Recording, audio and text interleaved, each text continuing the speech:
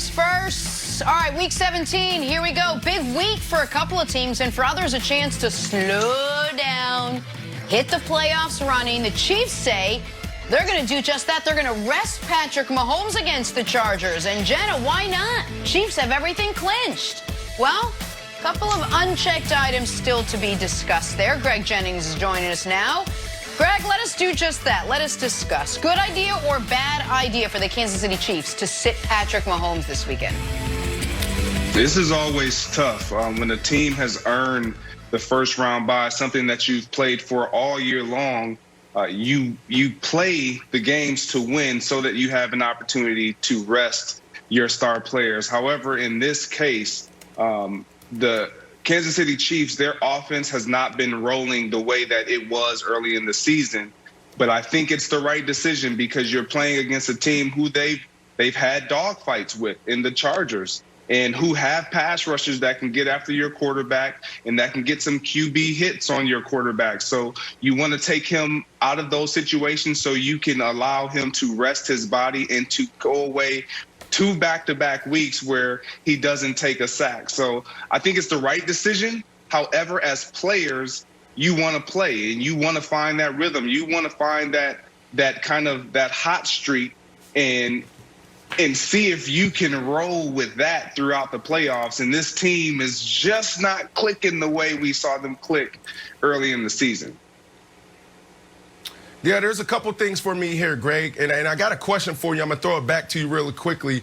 The first thing I think about is how tough 2020 has been, and you've been calling a couple games, and you've been closer to these guys and these teams more than we have. So when I think about the COVID-19 protocols and how different football is this year, how we approach practice, how we approach games, how we approach travel, I can only imagine the amount of stress and tension that's on these players mentally and physically every single day. It's already tough, you know, outside of COVID-19 and being in the middle of a global pandemic when you think about the pressure on athletes and coaches to perform at a high level every single day. So I think about this is an opportunity for them to take a deep breath, rest up mentally more than physically, and go into the postseason just recovered, refreshed, and playing lights out. So that's the first thing I think about. But my question for you is this, because you played with Aaron Rodgers, you won a Super Bowl, I remember tracking you and you had 10 touchdowns, another 10 touchdowns,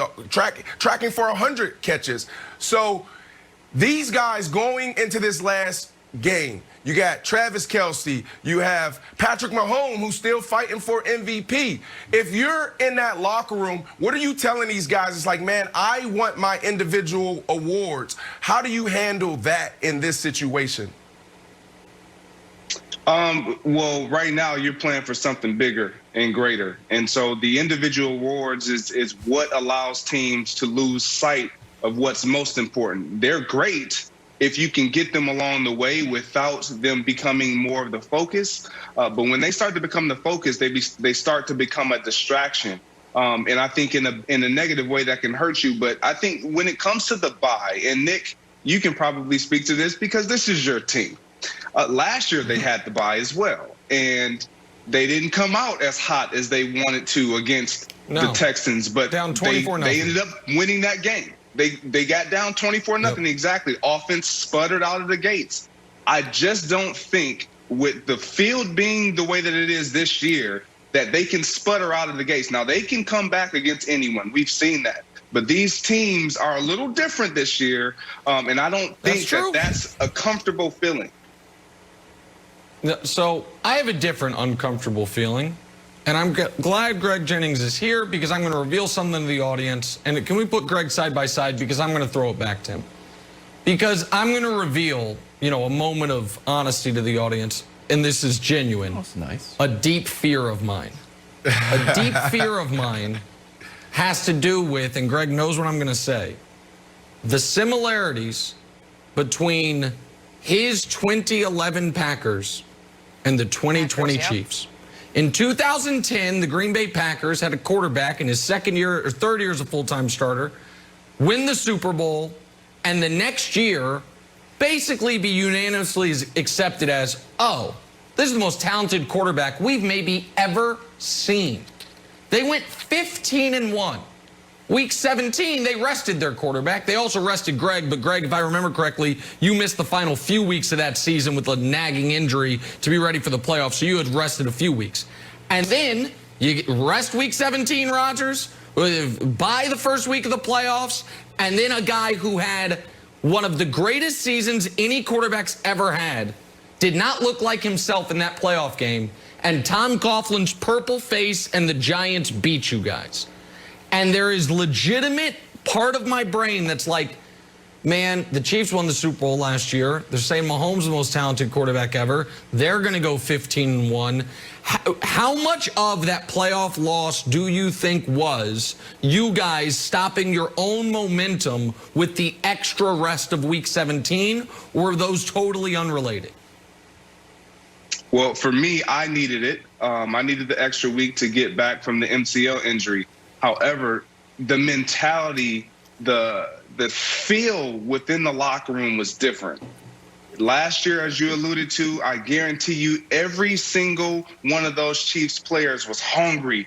They had a yearning desire to accomplish something special.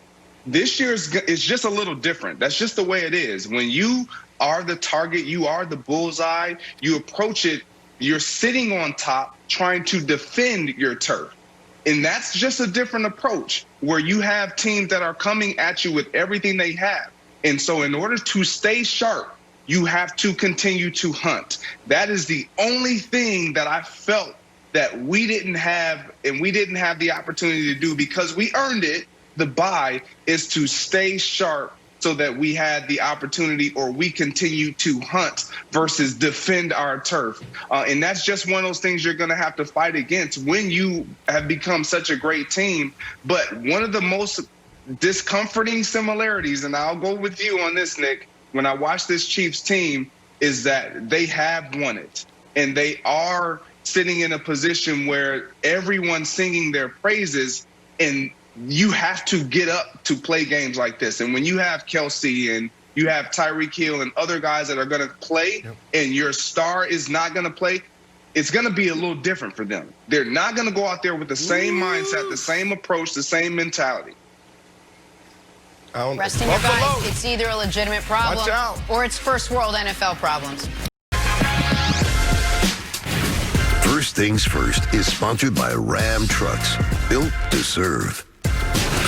Oh, good morning, everyone, and welcome to First Things First on this, the last day of 2020. Woo! Jenna Wolf, Nick Wright, Brandon Marshall, Kevin Wilds. It has been a very interesting year, to say the least. I'm thrilled to have spent it with the three of you and to everyone at home. Nice, Jenna. And with that, we are going to kick off our last show of the year in a big way. We got a big weekend of football to discuss. We'll start this morning in the NFL with some playoff questions heading into Week 17. Were you looking for something more profound? Not in Week 17. They got to dot the I's and cross the T's. We know the Steelers will sit Big Ben on Sunday.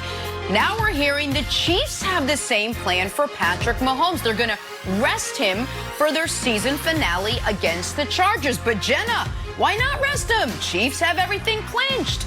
Glad you asked. There's still a few unchecked items, which is where our guy Nick comes in. Nick, is it a good idea or a bad idea for the Kansas City Chiefs to sit your guy Patrick Mahomes with the playoff bye already locked up?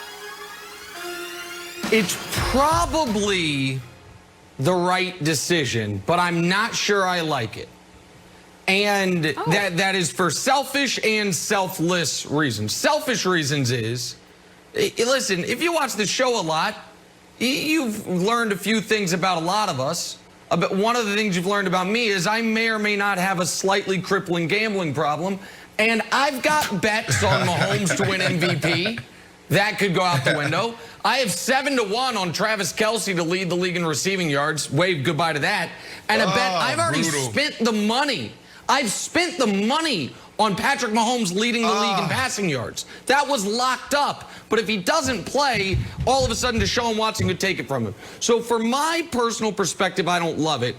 But bigger than that, here's my actual concern. It's not that the Chiefs haven't been playing well as of late, because I think that is way overblown.